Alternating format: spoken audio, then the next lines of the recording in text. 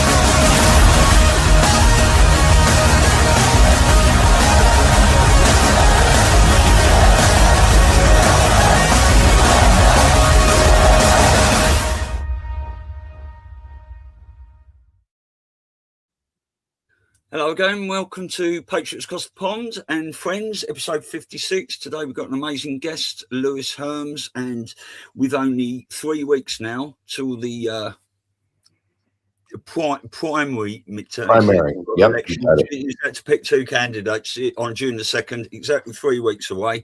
Our episode today is called California as Liberty Intended, Elisa V for Governor. Lewis is one of the only candidates out there that talks about the really important issues, especially the child trafficking. And the last time we saw you, Lewis, we were putting your video up at the Awakening Summit, and at the start you said you had to squeeze 45 minutes into 15 minutes.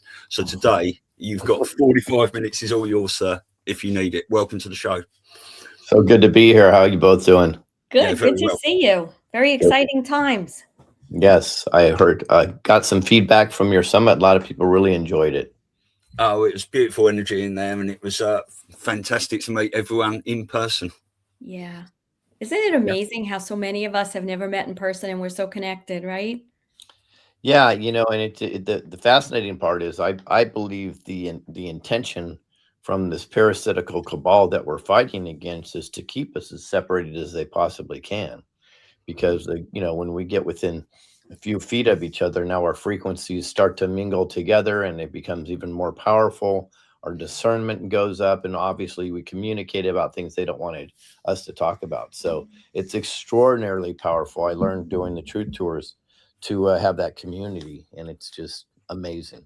It really is. But I will tell you, there's still so many of us who communicate and know each other just via the internet. And I just can't believe that that frequency doesn't happen anyway, you know, because we're just connected. We're of like mind. We're changing the world, and nobody's stopping us from saying what we have to say together. So I think a lot of it does, though. I think there's a huge frequency just communicating like we're communicating now. Yes. You know what I mean? And it's because, you know, I don't know how many people read the Bible, so on and so forth. I dabble in the Bible. I'm very honest about that. Like, I say things, and then my friends will say, hey, you know, that's in the Bible. And I'm like, wow, it's like a download thing, which is kind of cool. But somewhere in there, it talks about the fact that how their weapons are going to be used against them. And the internet was their weapon. Yes. And now it's our tool, and it's being used against them. It's just beautiful. So is that perfectly in the Joe M Plan to Save the World video? Yeah. That is that thing. So, Lewis, how's the campaign going? What feedback are you getting, etc.? And what's the plan over the next 3 weeks? Yeah, well, we're on a huge schedule starting. Well, actually, May 16th, I'm going to a special event for a J6er that passed. But May 17th, all the way through June 1st, we're at event after event after event, which is all on our calendar. Go to hermsforcali.com and come join us. These events will be fantastic. I'm speaking at every single event. Most of the events are ours now, which is kind of cool. So it's been an amazing journey so far. What we said is, as a conspiracy theorist, a tinfoil hat wearing lunatic that I am, it's funny because the suppression is even more than I can imagine. It's even more than Bobby Kennedy teams can imagine, because I talked to a lot of people from his team and they said, here's what you're going to deal with, boop, boop, boop. And then I talked to him afterwards, they're like, wow, yours is a lot worse than even ours is. Wow. So we are a massive target. And I think it's just because it's just all truth, right? And the baddies are really, really afraid, because it's the awakening is about a couple of things, in my opinion. It's about the messaging that we can drive to other folks that may not know, and them waking up. And I think the most important about the awakening, I've said this forever, I said the true awakening is between our ears, our pineal gland getting cleaned out, and our discernment getting much higher. Because after we start to figure out that our discernment is hyper suppressed, you never go backwards from that. In most cases, there's some people that regress, but the discernment is huge. And when we start being able to look at things ourselves and go, oh, that's what that is, and we can put it in this pocket or that pocket, immediately understanding what's going on, the cabal doesn't know what to do with that. They can't do anything with that. So this is very, very exciting for us. The suppression is crazy. I mean, I can't. Let me see. Last time I talked to you, I don't know if I was on a Facebook poll, and a Facebook employee took me off the poll when we were on the poll. So we're dealing with their attorneys in regards to that right now. We had many news organizations said you can't be on until you're on Wikipedia, but Wikipedia is literally banned us for life and can't put us on. So those are, it's kind of this catch-22 game that we're playing. We just sent out a press release to the 3,600 top major news media that's out there. Not one has decided to write an article from it. And this wasn't about me. This was just about the suppression of the 30% of non-Republicans and non-Democrats. Great article, by the way. Not one picked it up. By the way, we heard that's like mathematically impossible if it's not intentional. So this is the type of stuff that we've been dealing with the whole time. My favorite one is we've done 5 debates against the top 2 Republicans. All 5 of those, the networks never picked up, never promoted, and the 2 candidates never promoted the 5 that we were on. All the other debates they were on, the networks picked them up, and their own teams promoted them. So the picture gets very, very clear of what they're concerned with. So now we have somebody wrote a few great songs for us and our mission, which is kind of fun. We have 3 or 4 commercials that are going to be released in the next day or 2, and we're just going to start hammering social media with commercials like crazy, so they cannot bypass us, even though they really try. Yeah. I wanted to say something going back to the frequency thing, because it's very relevant to what you're talking about. Yesterday, I don't know if you're aware, Stu and I kind of took over with Mark Abraham's Blessing His Respect show. So every Monday on Patriots Across the Pond, we focus on the issues of child trafficking, MK Ultra, all these things that have been done and continue to be done to the children. Anyway, we had Rachel Vaughn on yesterday, who's from Australia. With you're not familiar, or you may be familiar with her. Her story is incredible, and she said something that really stuck in my head. She said, "The more we are raising the frequency, they can't survive." So it's not just that we're becoming awake and we're working together and we're counterbalancing all their agendas, but we're literally killing them. We're destroying them from the inside out. In fact, so here's where I dispute with people. So they say love is many people say love is the most important frequency. And I say it's amazing, but I think it's number 2. I think the most important frequency is authenticity, because you can't have love without authenticity. You have to be authentic or your love is fake. right? So I believe we live in the age of authenticity. And when we raise our frequency through authenticity, I don't think the demons can handle it at all. They don't deal in authenticity. That's exactly the opposite from what they deal in. And when everybody's just being authentic, it's interesting because my wife was just pointing this out yesterday. It's like she knew somebody dropped something, right? So she said, "Oh, did you drop this?" And they go, "Oh no," that was the trigger response is, "Oh no," and it was no big deal. It was like a napkin or something, right? And then they looked really nervous about it. That's the type of stuff that we're dealing with. And that's a story I'm telling, right? Right. But that's the inauthenticity that is natural for people because we've been so conditioned to that. Look at the commercials. Really started to change years ago, where it was okay for a man to lie to his wife in commercials. And it was okay for people to pretend that they're someplace else. So they've been seeding us a long time and they call it white lies. They're not really lies. They're just white lies, right? So they've been seeding us for a long time to be anything but authentic, but even embrace it, which is the sad part. So I agree with her. They cannot live within a high vibrational situation.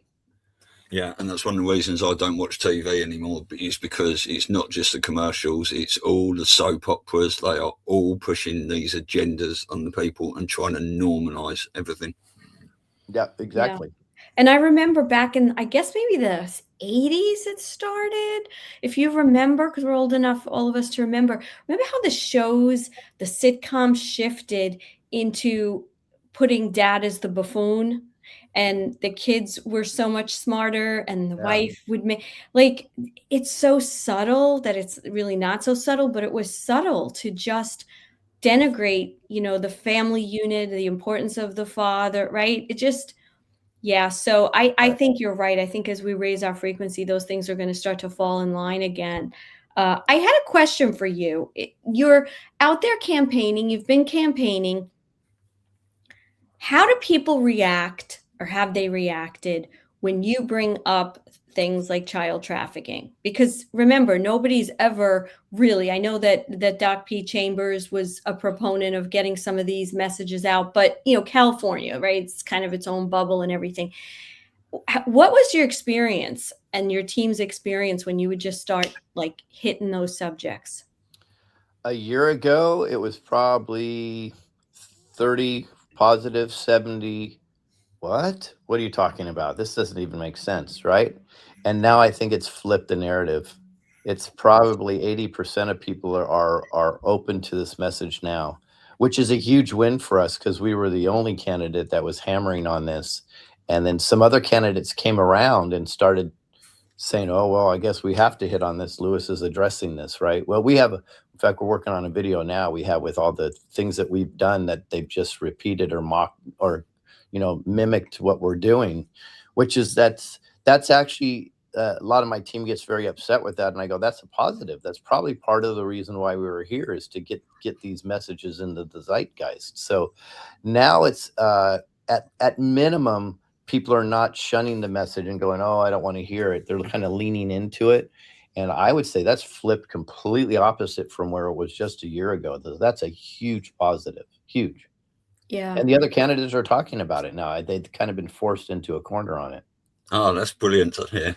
It is. It's angering in the sense that how much authenticity is really there. Like, I think that's probably what your staff Right. is responding to. Right. They're just picking up the tagline, but the bottom line is more and more people is becoming more mainstream, and that's what we need to happen. Right. And I wonder, are you finding that you're getting younger generation? Like my daughters are 19 and 22. And my 19-year-old, to have a little bit more of a constant, everyday, closer relationship, because the other one's kind of like out already. But we can disagree with things a lot of times. And when I bring up child trafficking, we're like automatically on the same page, because these kids get it, and they know about pedophilia and all these things that maybe we were a little, shunned to at that age. But do you find that, like, who are your followers? Are you getting those young people because they understand sometimes better than the older people what's really happening? Yeah, so I'll say again, a year ago when we started, it was the 50 plus crowd. And now we're seeing so many young people that are very, very attracted to our message, even 16, 17-year-olds that can't vote, which is fantastic.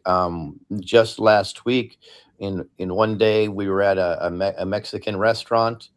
I don't, one day or 2 days. Anyways, we were at a Mexican restaurant and somebody walked into the restaurant. She goes, "Louis Herms." And she was about 25. She was Hispanic. And she walked in. She goes, "Oh, I listen to you all the time. I see you on this show and this show. Right. I'm so happy to see your bus out here." And she was, I guess she was in the drive-thru getting food and she pulled out and parked just to let us know.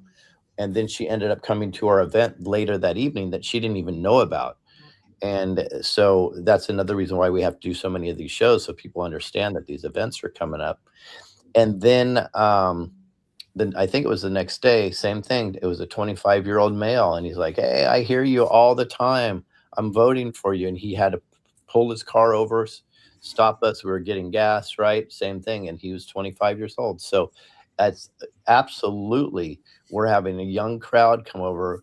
And I think that's our wheelhouse. It's very, very exciting to see what we're dealing with right here, because the young people are the ones that are most aggressive in their conversations, and they'll talk to everybody. So I believe part of this awakening is that the young people are saying, "Oh, okay, I see what's going on now," and they're like, "Well, we're not."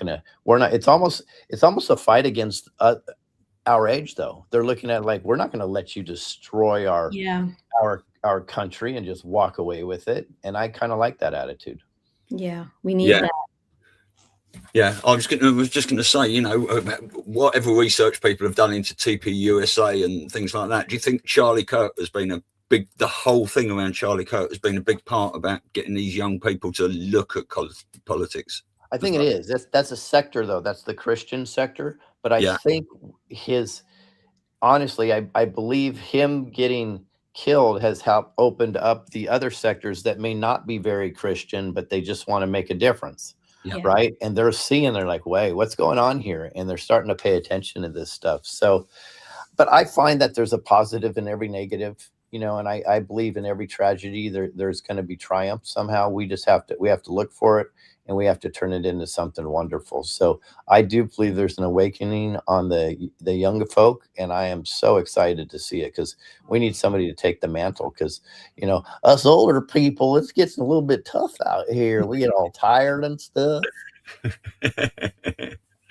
Yeah. So what are your, when you're on stage, what are your main talking points that you want to deliver out there to the people? Because we know you're one of the only people to talk about child trafficking, and whether other people are picking up on that now, maybe they're not being as authentic about it as you are. But what are your main points that you want to get through? I might surprise you, Stu. I have no talking points when I go up on stage. Do you wing it? I literally, every time I walk up, I say, "God, give me the words." And that's what we do on this show. And then it flows, and then it flows. And that's the authenticity behind it. Now, every once in a while, if I'm reading the audience, I may put down a couple bullet points, just the things that I know I should cover. But generally no. But to give you an idea, most of the times I will almost always mention child sex slavery, because it's such a huge issue that's being completely ignored. And frankly, I feel like it's my duty. So that's why I go heavy into that. Talk about the homeless, or talk about one thing I talk about a lot. In fact, I have a video coming out on this right now. It's called WARF, which is waste, abuse, redundancy, and fraud. I coined the phrase WARF so people can internalize it.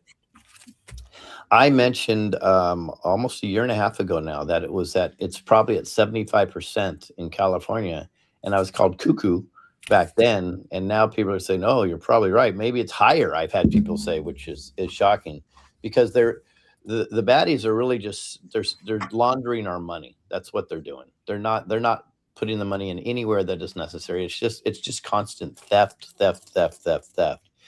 So I coined the phrase WARF so people pay attention to that. But why it's so important is because imagine we go in day one and we start what I call a super doge.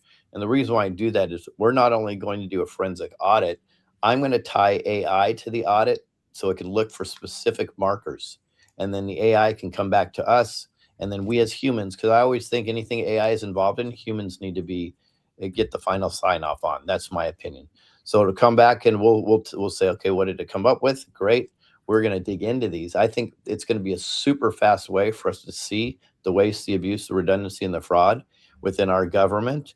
And we're going to go after those full-fledged as hard as we can. Why is that so important? Imagine that we only cut 50% of it. Well, you know what that does? That gives us an excuse to get rid of property taxes, which is illegal anyways, right? Help reduce or get rid of income taxes, start balancing a real budget and making sure we're in a surplus instead of a deficit. It's so powerful because that'll bring back businesses into it. It'll open up real estate where we can build more real estate. It'll have us really fund properly and put the attentions where they need to be, like for homelessness and so on and so forth. So that is probably the biggest thing that we can do right away because it opens up so many other things that we can fix. Yeah. Amazing. Elisa, I see you're all right. You're something down there. Yeah, I keep making notes here as you're speaking. So if you had to, I know this is but if you had to say solutions based, like you're bringing out so many of the existing problems, you're making people face what's really going on and what the root cause, right? We're looking at root cause. I think that root cause word is being used so much today in every aspect, whether it's health, whether it's politics, whether it's the elections, right? It's not about all the nonsense that we've been hearing for decades and decades. It's the root cause of the evil and the corruption. So what are some of the solutions that people can expect from your administration for, let's just start with child sex slavery? What are some of the ways that Californians can not only expect from your administration, but have an opportunity to participate in those solutions to help their communities? Well, I'm glad you brought up root cause because the epidemic we have is identical to the way the medical mafia is run, where within government, we only treat the symptoms. We don't address the root cause. The same thing the medical mafia does. They treat the symptoms. They don't address the root cause. There's no difference really. It's the same game plan because that's how you can perpetually keep that money flowing is by playing that game. And we call it out. In regards to child sex slavery, we're developing a task force, and the task force is going to be epic. I've talked to so many people already that are willing to jump on board when it's time. But I'll give you a little hint. So there will be a sector of that will be a pedophile task force. There'll be part of that is there's a software or two actually that I've looked at that can help draw them out and also track them, which I think is huge. So we can address that right away. We are going to hammer down on child pornography higher than anybody's ever done before. We're going to go in and we have to do a unilateral audit of CPS, also known as DCS, because there's a lot of shenanigans going within there. The same thing goes on for the foster care system. There's great foster parents, and then there's foster care that's used for trafficking, right? So hammer down on all of that. And then we will actually hold a sheriff symposium the first month, bringing all the sheriffs together in order to readdress the fact that they are constitutional sheriffs and they must act constitutionally in favor of the people at all times, which means they need to go hardcore after child traffickers. And we're going to give them the apparatus to do that. We're going to give them the training to do that. And we're also going to give them the support to do that. And when they are not doing that, we also are going to hold them accountable publicly on a website called exposure.ca.gov. So it's a huge plan with the task force, what we're going to do, but we're going in full force, and the baddies aren't going to know what hit them. I'll tell you that. Well, so you are in California, right? I'm here in New York, right? Both right near the water. I mean, there's so many similarities why our two, states are, I guess, you got Miami too, but I'm just saying, like, where a lot of these things happen in these big cities, these states that have access to water, etc. But now here we are in our state with a very different look to our governorship here. And it sounds like what you're putting together, if I could be so bold, is really the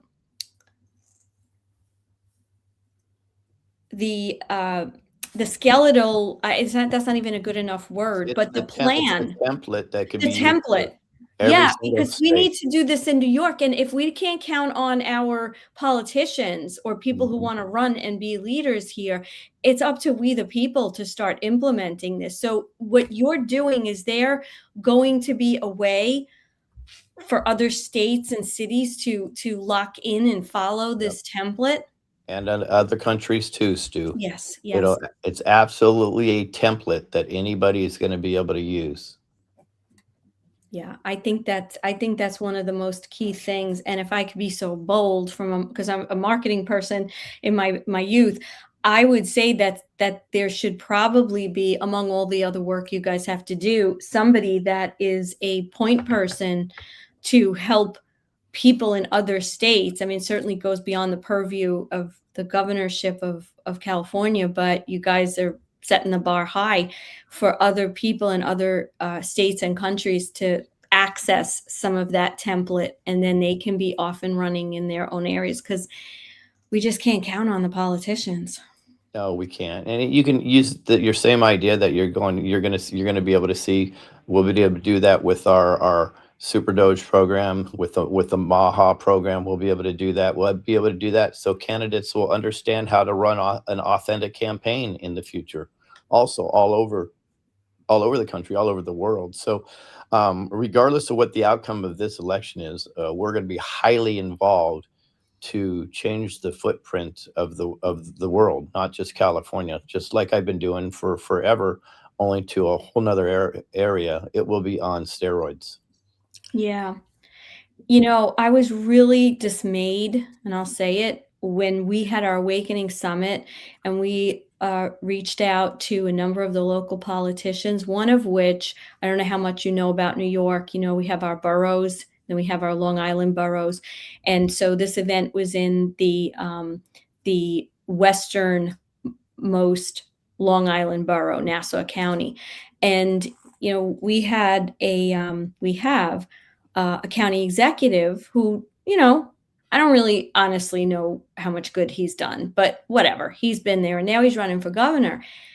And I was so dismayed when we reached out to his office multiple times saying, look, we know you got a campaign now, you're running for governor, but this is the county that made you. And this is a very important event because we are addressing certain issues and we need someone. Crickets. Yep. And I'm supposed to feel good about voting for him for governor. No, you can't, because here's the deal. And this is why I want really people to know. I'm so glad you brought this up, Elisa. We, the people, think that we have a side fighting for us, which is the conservative side. And they're not. The conservative side that we know, in most cases, probably 90%, I know this is very upsetting for people, probably 90% of them are just playing a part. And they're very instructed exactly who to deal with, how to deal with it, what to do to get in office, and who to ignore, right? You're most likely on the ignore list because we address subjects that they are complicit in. And there's an illusion of choice that's been going on. My wife says it best. She said, before I ran, she never knew there were more than 2 candidates, because that's the game that's played, the way they prop them up, right? So this is clearly a selection process, not an election process. And many of the GOP Republicans are being hyper instructed to only do it the way that the system is set up to be done, right? Okay. John Adams, James Madison, George Washington, all talked about a two-party system being probably the death of America coming forward. And Thomas Jefferson said, if I had to choose a political party in order to get into heaven, I'm not going to heaven. So these are our founding fathers who I respect highly. They knew, and they had it figured out a long time ago, what the two-party system would be. And the reason why it's called a uniparty, because it absolutely is. And it's an absolute illusion. You'll have people out there with a gun and talking tough and so on and so forth. But the reality is, what's really their true value set? They don't vote on what we want to vote on. They don't address on what the true needs are, right? It's a game. And we have to break through the illusion. I can tell you, to give you an example, 30% of the electorate in California is a non-Democrat and a non-Republican. Yet, none of the main news media has ever put an independent on the stage. Wow. It's always a Republican and Democrat. And by the way, ironically, the Republicans are only 24% in California. So, of course, you would put a 30% on versus a 20%. Common sense, right? Yeah. They don't, because this is a game. It's all a game. And until we snap out of it and understand it's all a game, and stop relying on, well, Fox News is now talking the way I want them to talk. No, what they're doing is they're creating market share, and they're bringing you in again just so they can control the narrative and keep things away from you. And they're going to drop the ball on you again at the last second, and you'll get upset, and then they're going to suck you back in, right? That's what happens. So my part of what I do is just constantly educate people on the game, the apparatus that we're dealing with. And as long as we play their game, we lose. Yeah. Well, I have a question for both of you. Let me ask you this. I'm in a county where for many years, the executives, I don't even know all the titles, they were all Republican for years. So how come this area always elects a Democrat for Congress? Now, this was like going back, let's say, like 15, 20 years ago, when I wasn't really that involved. And I was like, how do I make sense of that? Because it's all a game. Like you said, they're all in it together, and they are playing us. And most people won't answer that. And everybody's like, oh, how did this person win against the Republican? Because we're thinking values and we're thinking, ideology, and they're not. No. And they're all the same. And that was like my first eye opener to say, selection, not election. It is absolutely selections. It has been for 80 plus years, actually. Yeah. And it's gotten worse. Of course, it wasn't as bad as 80 years ago as it is now, but it's progressively gotten worse and worse and worse. And what I have noticed about these parasites that control things, the more they get away with, the more arrogant they are about it, and just in our face, almost laughing at us in regards to that. So I want to have people, and let's get on the stew with that real quick, but I want to say one thing because it's so important. One of the biggest part of me helping wake people up is so we understand.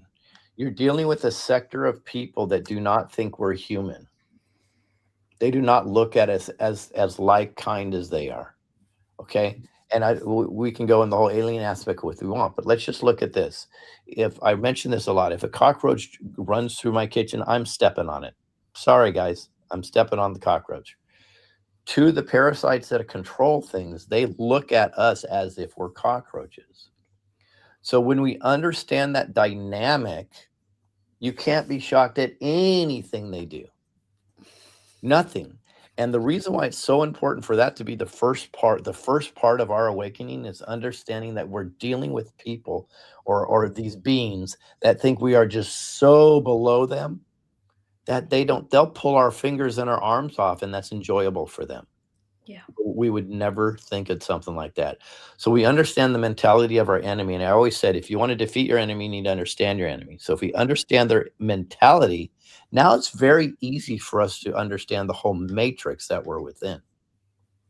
Yeah, exactly. Well, I mean, the only way we're ever going to defeat this is to completely overwhelm the system. And I believe what we're seeing with Trump's plan, whether division is being created to ultimately bring it together in the end, I think whether in the run up to the midterms, we're going to see so much stuff declassed that when everyone's voting potentially in the midterms, there'll be so many people wearing the same colours. Everyone will know, So we'll have to see what happens there. I just want to ask you a couple of questions. Are you running as an independent or Republican? Well, NPP is the term, so it's a non-political preference. Absolutely. Okay. Perfect. So, where are you polling at the moment? As if that mattered. And who's your main competition? Because I'd like to ask you a couple of quick questions about Steve Hilton. Sure. So my main competition would be Hilton and Bianco. Now, where am I polling? Oh, well, now that's the question of the day. They refuse to put me on a poll. So what happens is I say, why didn't we get on the debate stage? Well, because you're not polling. Well, why are we not polling? Because they don't put us on their poll. The game is epic. We'll interview you. Oh, but you're not on Wikipedia. Why are we not on Wikipedia? Because we've been banned from Wikipedia. This is a constant game. And then when we push through all the questions, they're like, oh, well, you haven't raised enough money publicly. I'm like, why? And I would ask anybody, why would raising money be any part of you interviewing or putting somebody on the debate stage? That is an epic fail right there when they start talking like that. And they do. We've had many emails and conversations. Yeah. Just about Steve Hilton, a couple of things then. Obviously, if I was President Trump, I would be I can't think what the word is now. Well, endorsing is the word I'm looking for, yourself. But Trump has endorsed Mr. Hilton, hasn't he? So what do you see in his endorsement of Steve Hilton and how that's going to play out, knowing the genius of Trump? Two things, because people were shocked that President Trump did not endorse me, and I said I didn't expect it because he's still playing the Republican Democrat game currently. Yes. So he has to continue to play that game. In my opinion, President Trump and his whole team, I think honestly we give him too much credit. I think he has a huge military team apparatus behind him, helping him out, right? And he's a front man for that. So I appreciate everything he does, but I never like to idolize somebody. I believe it's his team that's just doing incredible work, right? But that being said, is the reality is he has to replay that Republican card still, because the job is to take down the complete Democrat Party, to destroy it. I believe as soon as that's finished, guess what? I believe then they're going to start taking down the Republican Party. And then we will get to a system that we need to be in. So I think what they're doing is epic. I understand the game. So I never expected that endorsement. Number two is the Bianco is so dirty, has so much dirt on him. I think this was a slap in Bianco's face.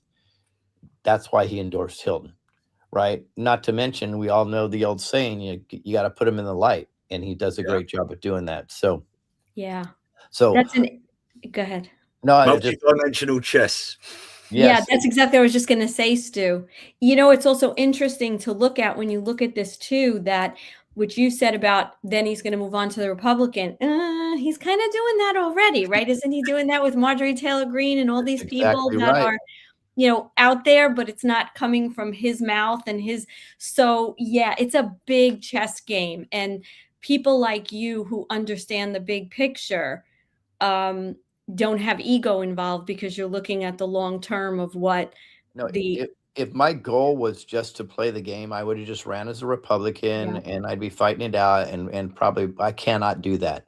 Ethically, I cannot do that. So I've been told, Lewis, well, you're way ahead of the curve. That's fine. Whatever it takes, we have to be where we have to be, and that we have to be authentic.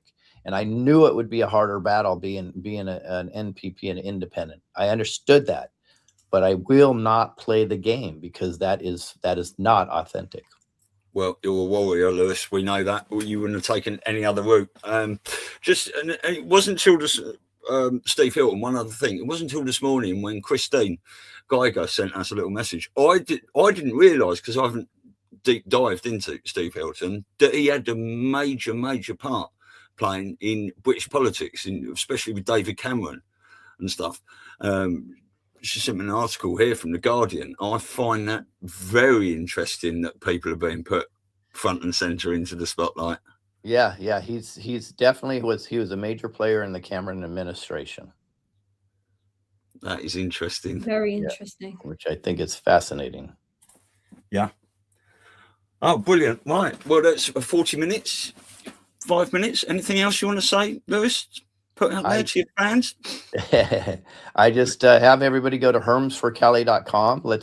Please join us at every event that you can in the next 3 weeks. We'll be literally all up and down California. There should be no excuse. You'll be able to find one place that you can join us at. Obviously, all of the events that we do are free. It's going to be a blast. Or meet us on the road. Get on our Facebook, and you're going to see we'll stop on the road, and sometimes we're just going to be handing out coffee and crumpets. I'm joking. So, but we'll be handing out coffee and doing some good things on the road. Some coffee and lemonade or whatever. Bagels, maybe. I don't know. Anyways, it'll be a lot of fun. Just join us and let's bring this over the finish line. It's going to be fantastic. There's still time to volunteer and donate. Anywhere in the world you can volunteer and donate to help this campaign. We need to push it over the top. Yeah. Absolutely perfect. And well, I want to add to the support too. Please, anybody who's connected to any of us, when we put out posts, please repost them. Please share with your networks. That's how we just get those tentacles going. My page, Stu's page, anywhere that we have anything for Lewis, just repost and share. I also want to let everyone know that we have already confirmed that you're going to be on our show again on June 22nd, related more to deeper dives into the child sex slavery and trafficking on that's our Monday Respect show. Monday the 22nd, our Respect show. And I'm going to put another plug. We're doing another event in New York that's planned for October. Lord knows where we're going to be at that point, but your presence in the 15 minutes was spectacular. You could hear a pin drop, but hopefully it might fit into, I know we're getting close to the election, but hopefully you might be able to actually come in person at that point and get, so many people in New York have a lot of people they know in California. So, yeah. And personally, I will be sharing this everywhere I can on as many platforms as I can. Unfortunately, I can't share it on my Facebook because they locked me out of my 8th account about a month ago. I set up another one with some different emails and stuff, and as soon as that went live, I'm banned for 180 days. So it's a bit of a struggle with FB for me at the moment. Fastbook, as I like to call it. Yeah, but brilliant. So thank you for coming on, Lewis. Appreciate you. Both of you. Thank you. All right, you take care, and we'll see you soon. We'll see you in June. Godspeed. We're going to carry on for a little bit, I think. Take care, Lewis. Bye-bye. Bye. Superb to have Lewis on. We love him. He get my vote all day long. Let me tell you my biggest takeaway. Obviously, more than anything, I want him to win. I mean, that just goes without saying because of the plan he has. But what I'm actually more excited about, because I don't live in California, right? And of course, what happens in California can be a blueprint for the rest of the country. However, whether he wins or not, this template that him and his team has put together on so many of these important, relevant areas, that's what I'm really excited about. And, I know Donna, for example, that's one of her passions here in New York with the children.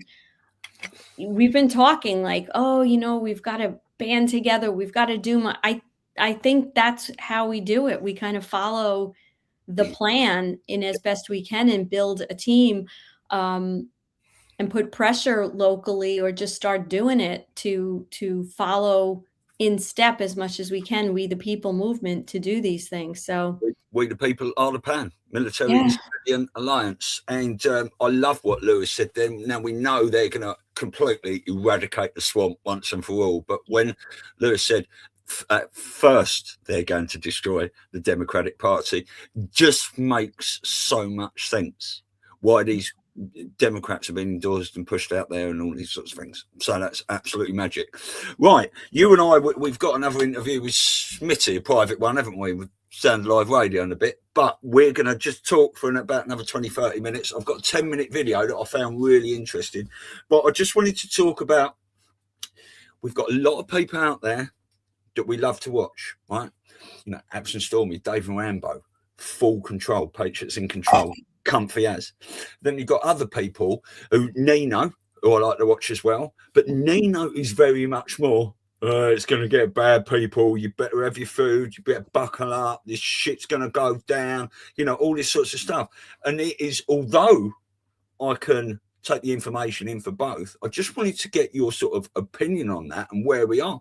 I mean, I even listened to Matt Geiger with Joan Scott yesterday catching up, and trust President Trump, military in control, all of these sorts of things, which we 100% believe. But do you think we're gonna, and even Scott Mackay in this clip at the end, sort of a video I watched yesterday, was basically saying that it's going to get bumpy, people, in the meantime, which we think, but we're moving into a beautiful golden age. I mean, what is your thought on all that?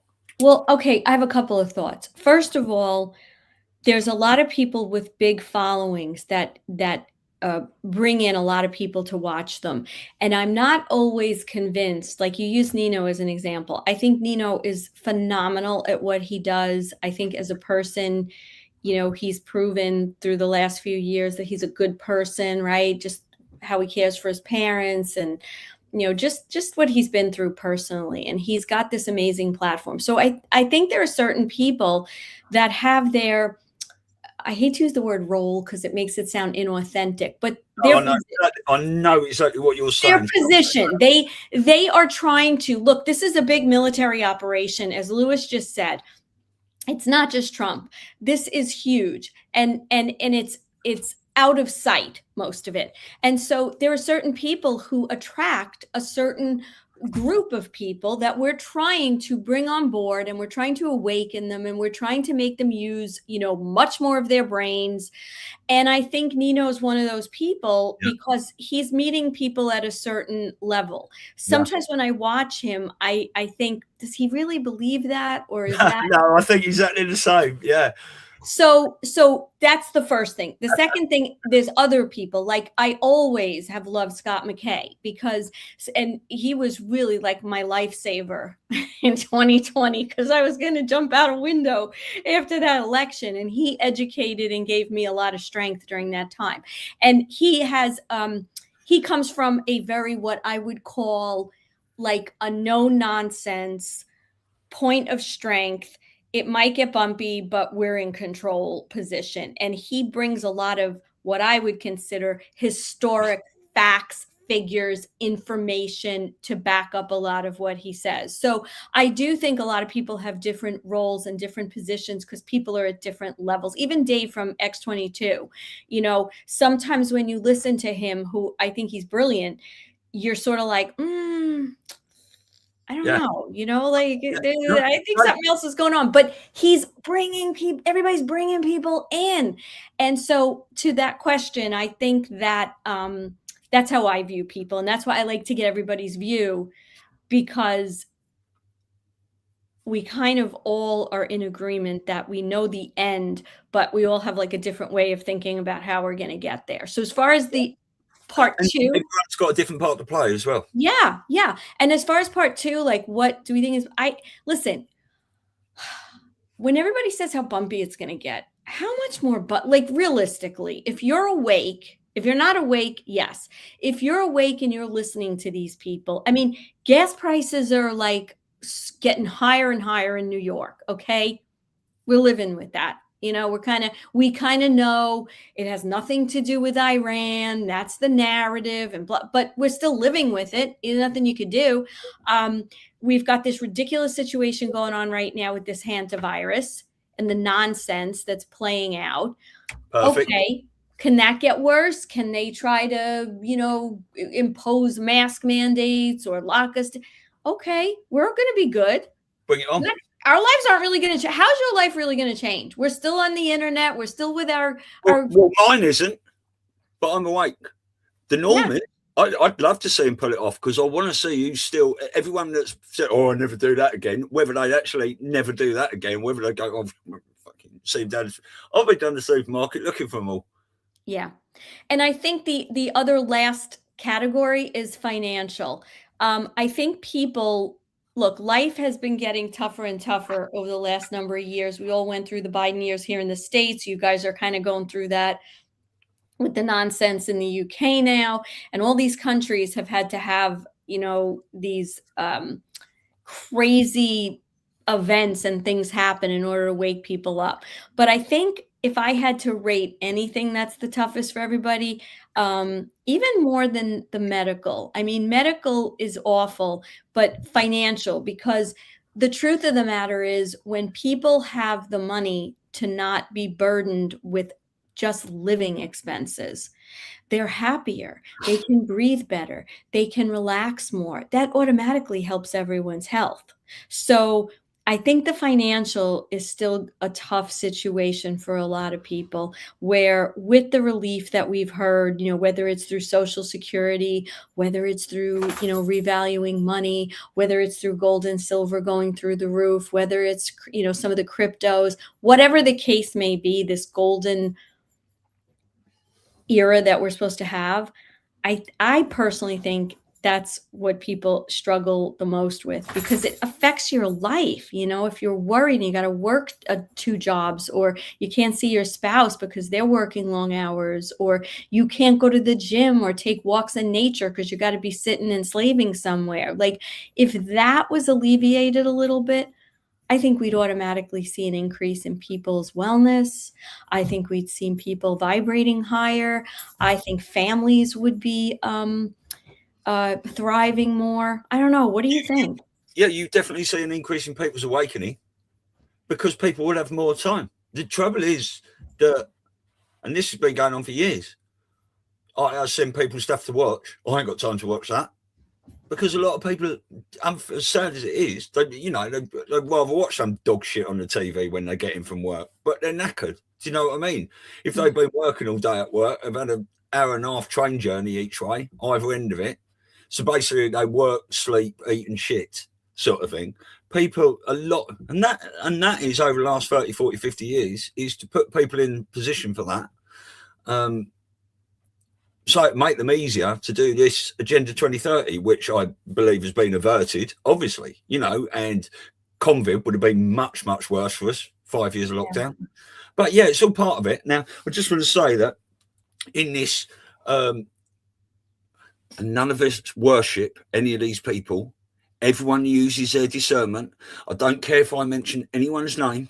107, Phil Godlewski, Patriots, Michael Jaco, Scott Mackay, and David Nino Rodriguez.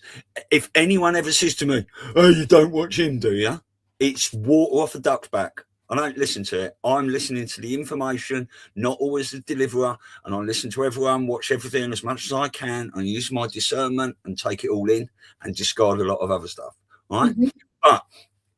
But Brad Wozni on here, he was talking about 107, and he said that 107 on the show the other day, and a few other people reposted it, Colonel Bosey and all these sorts of things, basically saying he is apart from Dan Scavino, he's the closest person to Trump's ear, which I can understand. There's still a lot of secrecy about Juan, isn't there? Because he still never shows his face. He's had body doubles turn up. I see him in Vegas, and he blatantly had a fat suit on over his up. It was just anyway. But that was really, really interesting that he was saying about this and the information that was coming out. But I've just got a little 10-minute clip from their show yesterday I want to play, because it's got a couple of interesting points in here that I'd like to talk to you about. Oh, yeah. And I want to just say one more thing, because we talk about not having time, right? So, most people know by profession, I'm a life and health coach.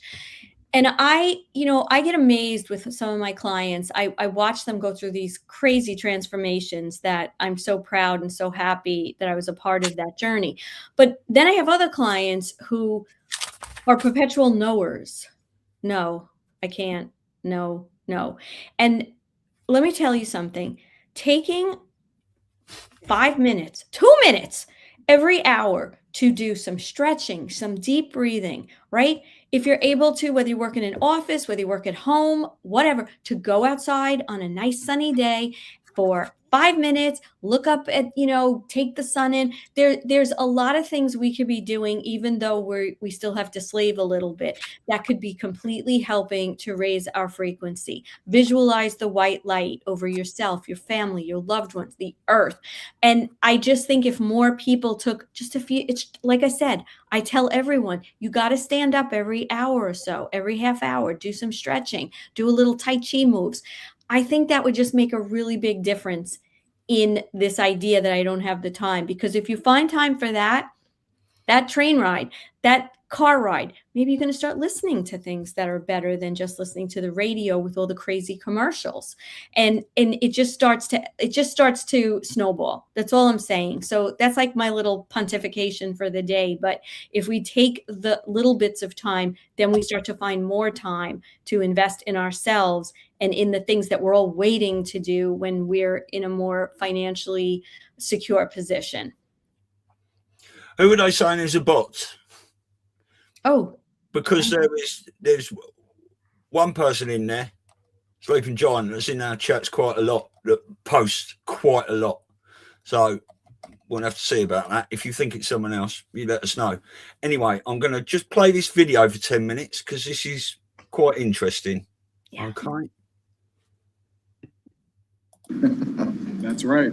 Exactly. Right. Because you've been owned by the U.S. Crown Corporation since 1871.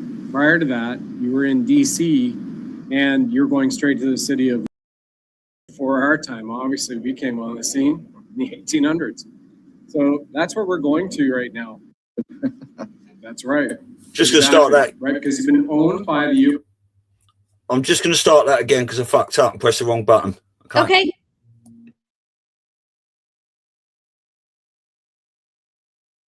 That's right.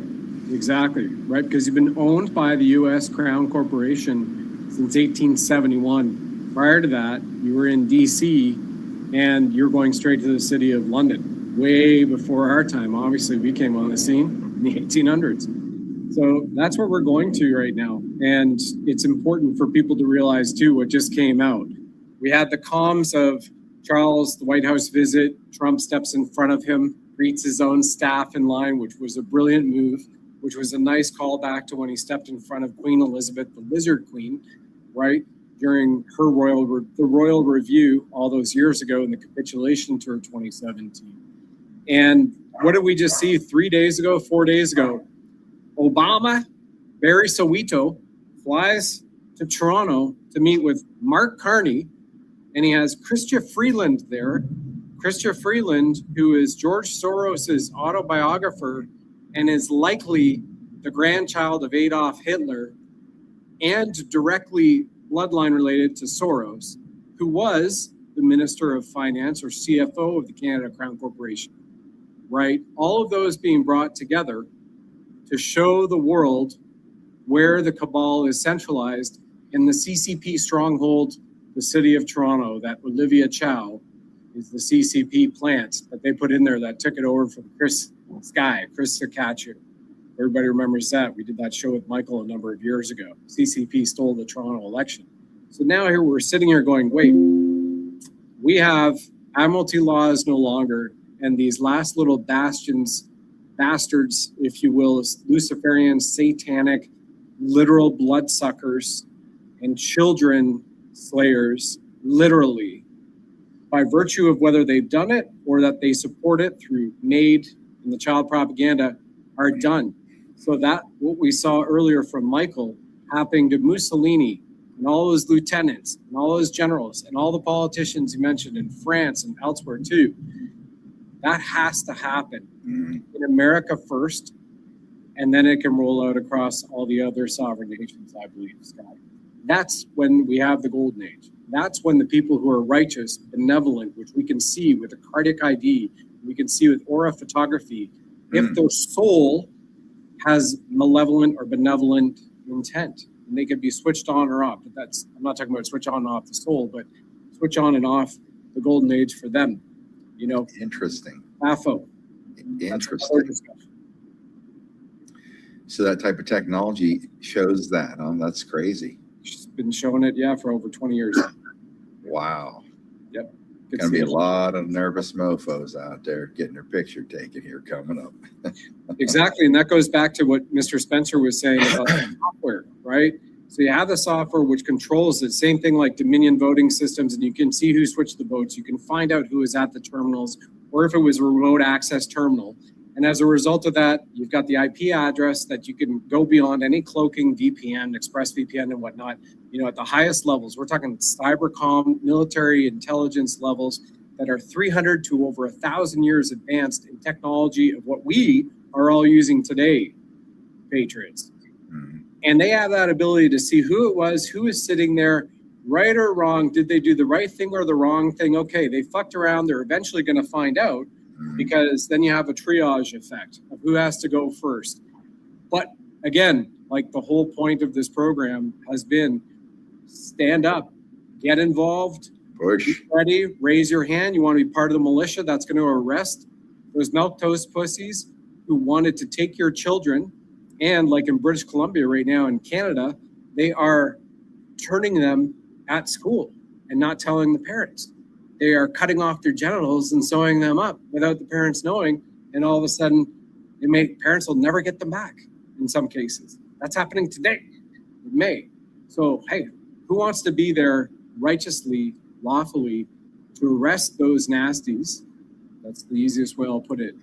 And then take them to a grand jury because Canada, Crown Corporation, is America. And Major General Paul Valley has said for years, all Canadians are Americans. He knew. He's the guy who co-drafted America First. He's one of the 200 flag officers who brought President Trump in to run in 2016.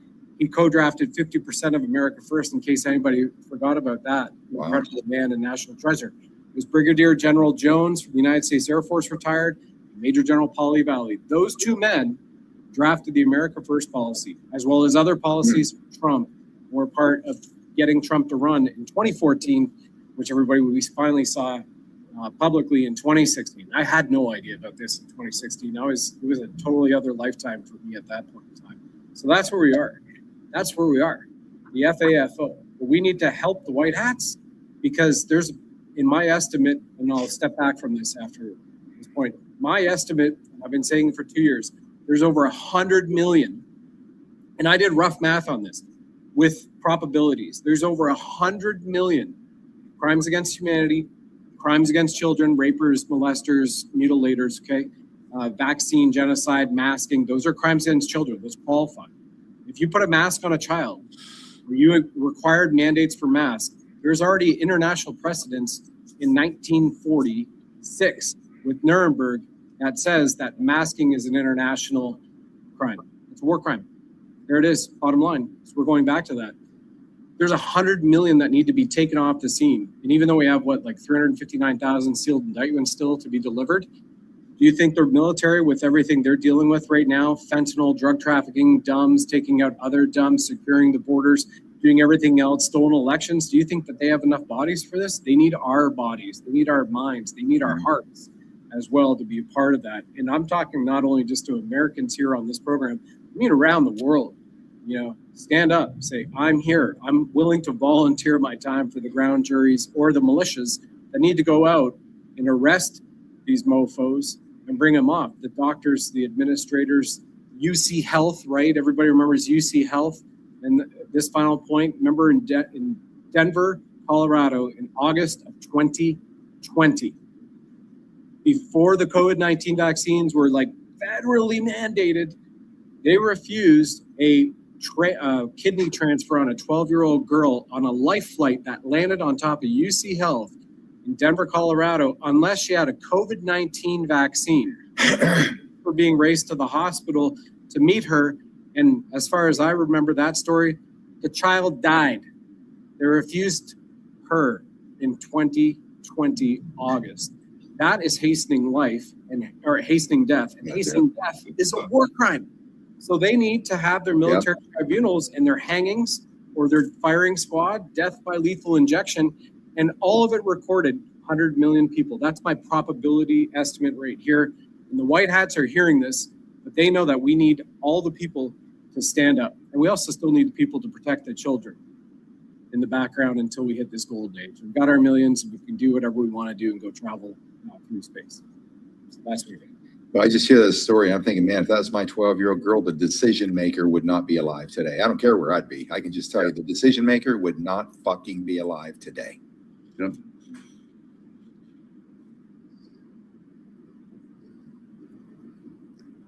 Yeah, my daughter was going to college in LA, and they were, swabbing her every day because she refused the vaccination. Eventually, she succumbed because of all the social programming that goes on in those colleges, and eventually she got the vaccination. She got sick.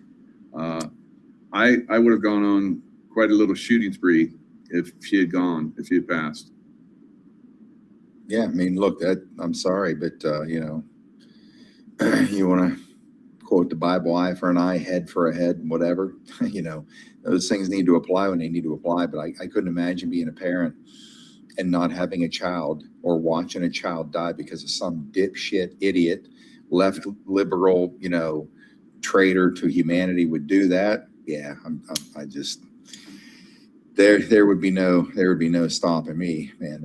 There'd be none. I want to do that when it happens to other kids, and they're not even mine. I want to chop their damn heads off. But the good news is that's how we should all feel, Scott. And I know you feel that way. Michael feels that way. But the audience needs to know that's how you should feel.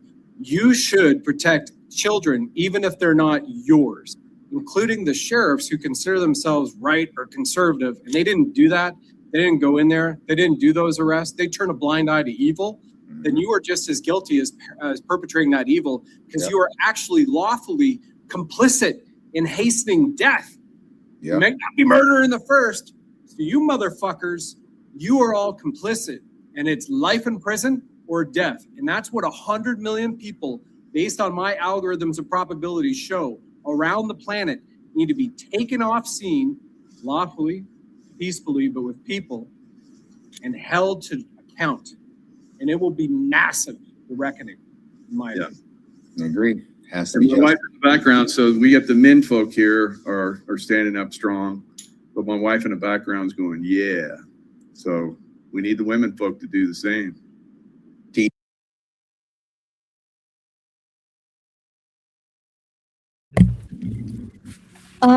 Couple of comments on that one. I definitely agree with his estimate of numbers. I mean, 100 million sounds like a lot. Well, look at the sealed indictments we've counted. Can you hear me? Yeah? Yeah. Oh, look at the sealed indictments we've already counted. That works out over 60 million, if that's the case. And potentially we haven't seen all the indictments anyway. Yeah. But there's a couple of points in that. It's bigging it up to the fact that people have, and look, I just want to say as well, we have lovely people in our chat. We've all researched Queen Romana and the Commonwealth and many other these things in the 2 decades we've been doing all this stuff. If you do want to come in our chat and just bang on the same old stuff continually, go away. If you want to come in and play nice and discuss this with everyone, that's wonderful, because we have a lot of people in our chat that are beautiful, right? And I don't want to see any of them leave because someone else is coming and causing trouble with people. And Elisa and I believe in freedom of speech. That is what the whole thing is about. So we don't just ban people if they've got good points to make. Right? If someone comes in here and is abusive and swearing and fucking attacking people, they get jogged on straight away. But if anyone's got valid points, but we have certain people that come in our chats and say the same thing over and over and over and over again. And we're all doing our research. So much love to everyone. But I don't want to see people leaving our chat who we love because other people are creating issues. Thank you very much. Elisa, what do you think about that? Totally agree. Good. So, as I was saying, there's a few points in this. Number one is it's coming down to the wire where people really do need to choose their side. and the guys were talking about it. Who was saying it? It was it Joe? No, that's someone else. Oh, Mark Messina joined them, 8-Track. Okay. And he was talking about this. Do you think all this division is being created at the moment, potentially because we are going to have some sort of 5D timeline split, and it is picking out the wheat from the chaff? We talk about this rapture or reverse rapture moment, you know, and it's 4 to 6% lost forever discussion. What do you think? Do you think there's going to be a time when a hammer goes down and it's going to go, you had plenty of time and you made the wrong choice? And like you've been saying, I don't want to come back and go through all this again. No, we have to raise. Yeah. You know what I think? I think it's already happening. And I'll tell you just a simple way, maybe people in the chat can relate to this. Do you remember like 2020, 2021, maybe 2022, we were still sort of trying to convince people? Like, I don't just mean like having a conversation and standing your ground. I mean, like we were trying to show them things and send them. It was like a hypervigilant kind of a feeling. I have no desire to do that anymore. Like, if somebody confronts me direct, I'm going to stand my ground and say what I have to say and answer the question honestly for how I live and how I believe things. But I have no I just don't. I don't need to. I think there's a difference between planting a seed and trying to get people to understand stuff. Oh yeah, well, I like I've said for a long time, I only really engage with people in that way about trying to educate them as best I can from what I know. If they come to me now, but I will always on my platforms and my profiles put out the information I think is relevant. Whether you want to take it on board or not, that's fucking down to you. And I don't really care. And I actually think that we talk about God's timing and perfect timing, and what happens is meant to happen. Mm-hmm. I think maybe that's why I can't get back into my 8th Facebook. Do you know what I mean? It's like there was certain things I did that locked me out of it, obviously, but I've been taking a bit of a step back from all that because it's all fucking materialistic bullshit on there anyway. You know, mostly. Well, on that, you know, to continue that thought. So what I'm saying is, I think this split is already happening because we're living a different way. We're our mindset is in a different place. We're not interacting in the same way that other people are. I'm not even going to use the word normie, just people who are unawakened, people who maybe haven't done their research, don't understand the military operation, don't understand the economic system, don't understand the enslavement that we've all been under from the banking system. Those people are literally living in a different timeline than us. They're bothered by things we're not. They're reacting to things we don't. They're planning their futures in a different way. So I think when the military and the practical leads off, you're at the spiritual. And that's where the divide starts. And I think we're getting closer and closer and closer. So I don't know if I don't know, maybe they're right. Like Mark and those guys were talking about how maybe this whole idea of rapture is about the idea of, you know, where maybe the Mandela effect takes effect because people are having different experiences because they're living on different I don't know. Like I don't know enough about that to make a comment. What I do know is that I interact with people every day and I'm not living in the world they're in. No, exactly the same. I'm just not. I'm not bothered. I'm not preoccupied. I'm not consumed by it. Half the time I don't even know what they're talking about. I got to be honest because I don't follow the same stuff. So I think that divide is already in play. And if you want to know, it probably started a while ago, but I think we see a quickening. And I can only speak for like you and I and our circles. We're not trying to pull people over anymore. We're coexisting. We're not even judging. We're just like, okay, you know, sorry.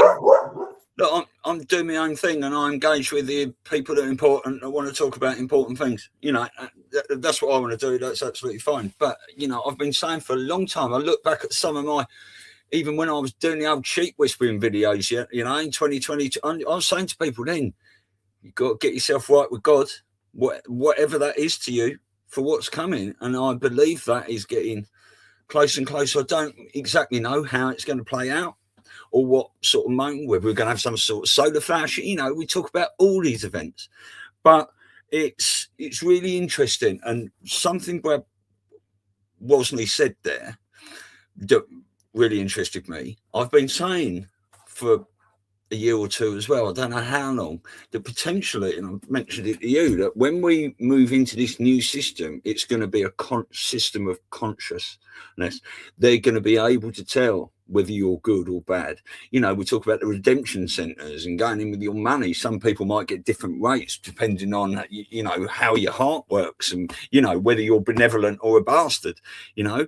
But what Brad Wosley was saying there about, they've been able to do this for 20 years. And he was talking about, it's called a cardiac ID, right?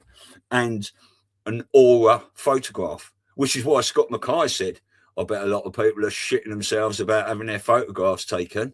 You know, can you imagine that? Can you imagine you were a fucking narcissist or any of these other things, like a paedophile or something like that, and you thought you could lie your way around people, and then you discover this is coming. Muted. You muted. Your dog was barking. Yeah. Charlie Ward's been kind of saying that. I mean, he doesn't go into a lot of detail, but he said that for years. Yeah. How, I mean, everybody said, oh, there's going to be, you know, non-humans there and they can read you and all this kind of stuff. But I think that what it really is whatever this technology is that is able to, you can't fake your way through a frequency. You're either there or you're not. It's quantum, isn't it? I keep hearing the word quantum in all these sorts of different. Yeah, it's like we're coming full circle. Like, we all heard about this, we were living all this in our minds and our hearts, and now it's like we're hearing the, I don't know, the proof, or the, you know, again, second time, right? Twice, everything twice. We're hearing it, and it's coming back. You know, I also want to say something else. I was just very there's a great comment here. I love bacon. There are shitloads of narcissists out there, and they're not going to make it. I totally agree. Yeah. Yeah. You know, going back, I was very like struck by Michael Jaco's story about his daughter, and wow, I was really fortunate because my daughter, who would have probably been around the same age, or, you know, college age as Michael's daughter back then, during all this bullshit with the masks and the mandates and all that shit, she decided to take a gap year. And I was like, praise God, I don't have to deal with this. And then by the time she actually went, it was a whole year later. I was watching every day, like every week, they would change this list of what colleges had the vaccine mandate and which didn't. And then when I saw that her college didn't, I was like, thank God. Not that I didn't have a plan anyway, because I did. But, you know, I spent like $900 on a religious exemption, and they were turning them down, these bastards. And so my alternative was going to visit a doctor who you could go to, and he'd shoot it into the garbage and give you your card. And, you know, that was going to be my plan, but I didn't have to do it. But I never thought about what Brad, right? That was his name, what he said about, because I used to drop my younger daughter off and watch her with all these kids with the masks. And finally she was like, Mom, I can't go to school. They're letting us work remote. I was like, fine, stay home. But the rage I used to have watching these, you know, 14, 15, 16-year-old kids walking through the parking lot, going to class. And I never thought of that today as the true crime it is, that there will be like some kind of hopefully retribution on all that for these no good bastards who masked up our kids. And my kids were teenagers, but you'd see like people walking around with 2-year-olds. It's so criminal. Yeah, well, look, we've discussed over 60 million arrests. He's saying by his calculations, 100 million arrests. Good. Bring it on. Now, let me tell you something. If God is watching, if benevolent beings are watching, if military intelligence is watching, sting operations going everywhere, I'd get yourself right with fucking God, right? And get your heart in the right place. Because if this stuff goes down and you're on the wrong side of it and you're being watched, you're going to be snapped up, because the golden age does not involve any fuckery, right? 100%. Unless we're all having a laugh at a joke, fucking about, right? But no criminality, no nastiness, no fuckery, no evil, yeah? No narcissists, yeah? No paedophiles, no murderers, no cunts anywhere, basically. Yeah. And, like I've been very honest about how very, very challenging relationship with my mom. And, I just feel so angry sometimes. I feel injustice about it. And then, it was the last few days I was thinking it's not about what's right and wrong. It's about my soul. Like, I don't want to come back and have to relearn. Like, if I don't get these lessons now, what's the point?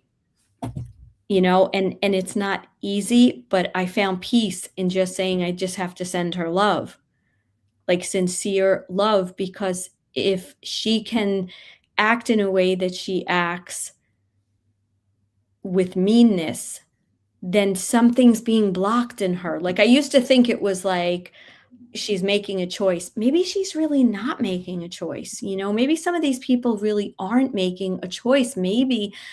And I don't want to get into possession and all that, but there's some negative element that's controlling them, or they wouldn't be like this. And so it's incumbent on us not to sink into that mindset, and to rise above it and say the only way to cure this is to put out love and send high frequency and white light, because that makes the change in us. I felt much more at peace. Did I feel like everything was going to be okay with her? No. Did I feel like she was going to change overnight? No, but I felt like I wasn't on the side of wrong by acting the same way. I don't know if that makes sense. Perfectly. And Wendy's just put a beautiful quote in here. I love it. Yeah, I couldn't agree more. And I believe, that's whether you want to manifest it and do what you do or whatever. It might get bumpy in the meantime. We're all prepared. Scare necessary event, precipice moment. Hold on a minute. Oh, there's four things, isn't there? Hold on, I don't want to waffle on here, but I'll just put a little thing in here. Right.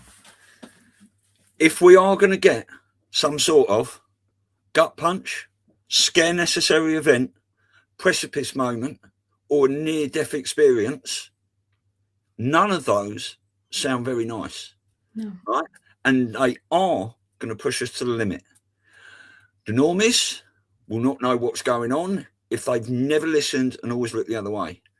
People that have listened to our seed planting might know who to come to.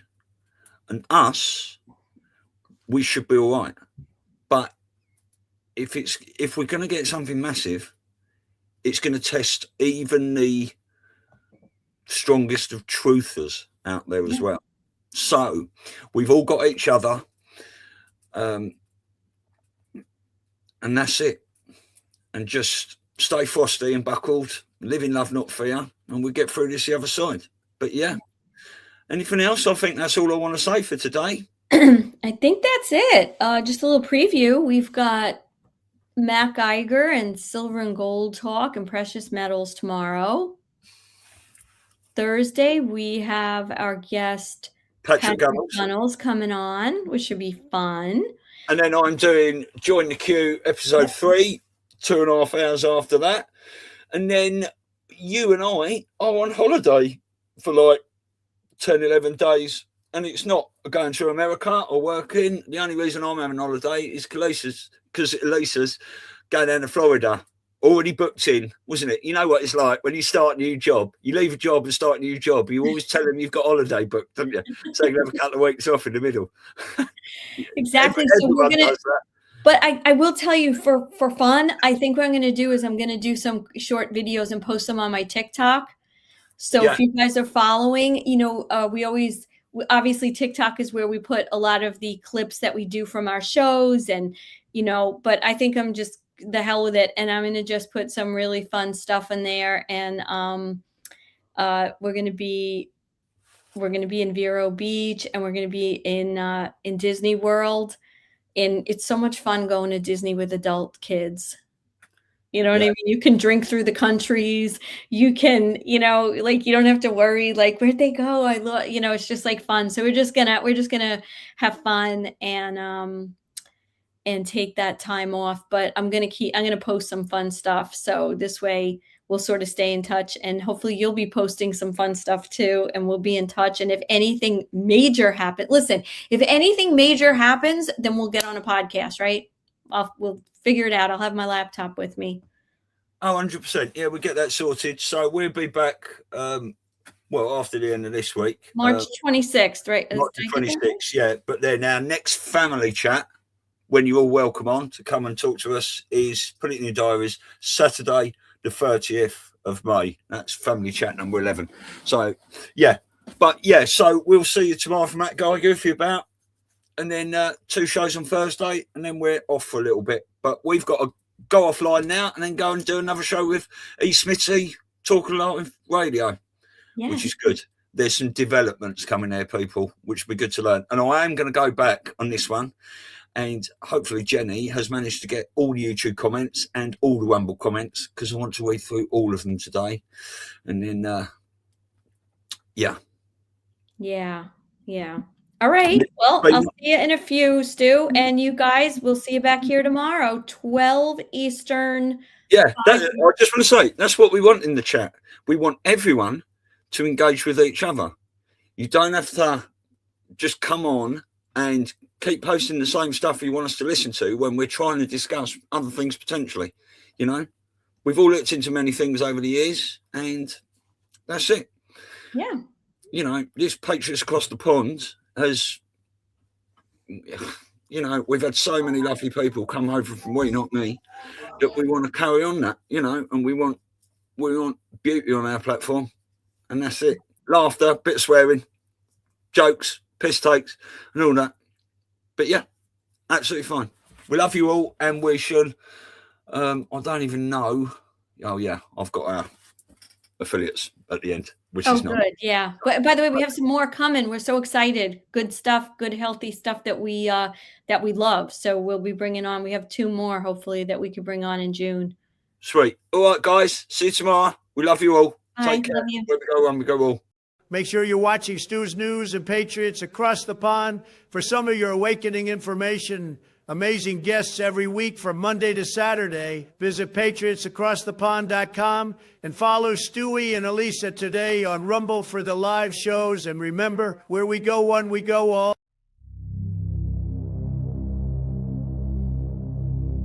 In a world flooded with noise, clarity has become rare.